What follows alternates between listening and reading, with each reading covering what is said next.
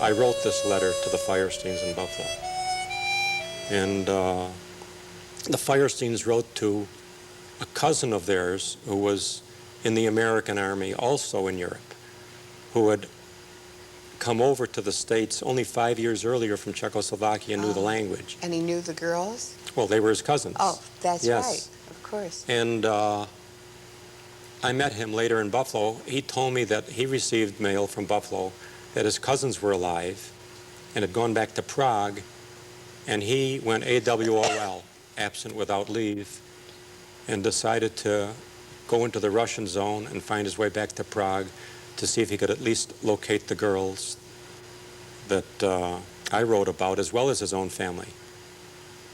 And he found Terry and Sonia, and also found that every other relative had been killed in concentration camps. There were no other survivors. And then things got difficult between Russia and the U.S. The borders were closed tight, and it took them 6 weeks to sneak the girls across the border back into the American zone. And when I got out of the Army in February of '46, I came back to Buffalo, of course. And in June, I got a phone call, and it was from Terry and Sonia. They had arrived in the States through arrangements that their relatives had made. So you actually helped in their salvation and connecting them with their families and saving them. Yes, it's possible that they would have remained in the Russian zone. And who knows what would have happened. All these years. And that was also an emotional experience when I saw them. Very significant story. Where are these women now? The younger sister died last year, and she had married another cousin in Buffalo by the name of Marvin Firestein. Oh, the dentist. Who was a dentist. And her older sister, Sonia, had married a physicist and had lived, and still lives, in California. Are you still in touch with her?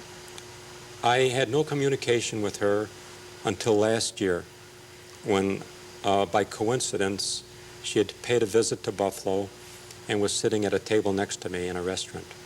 Did you recognize her?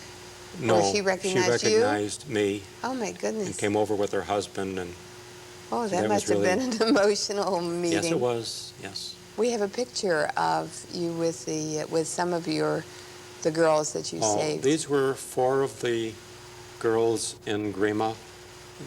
These were all from Poland, these 4 girls. I don't remember any of their names. And what is... That's me. Yeah, you look so young. And what is their story? Did they find anybody left of their families? Do you know anything about them? I never had any more communication with these 4 women. Well, maybe someday you'll sit in a restaurant and one of these will come over to you. That would be certainly very nice. That would be wonderful.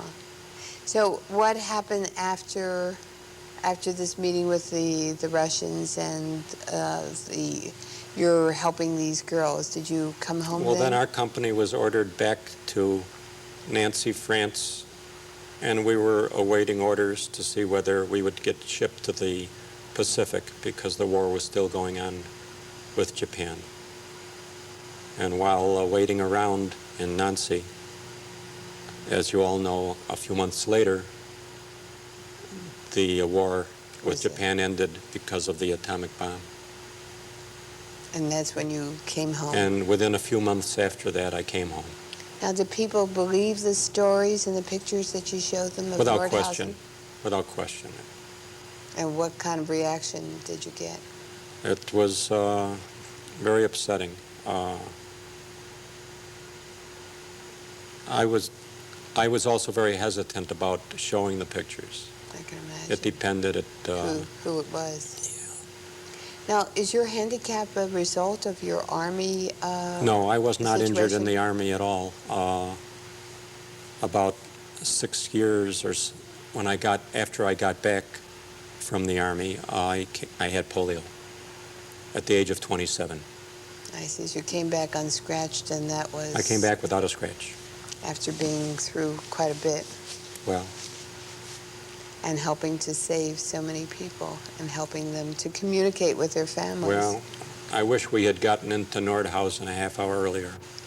Just think of that, 2,400 people. In conclusion, Marv, is there something that you want to say or any message that you want to leave?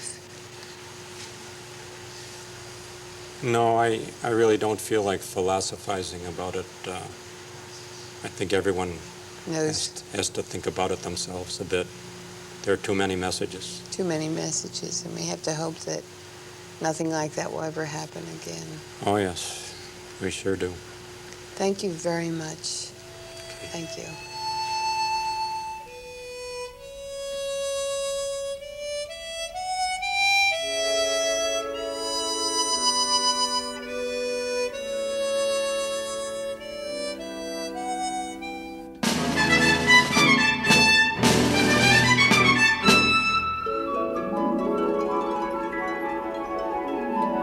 One day the fields will be greener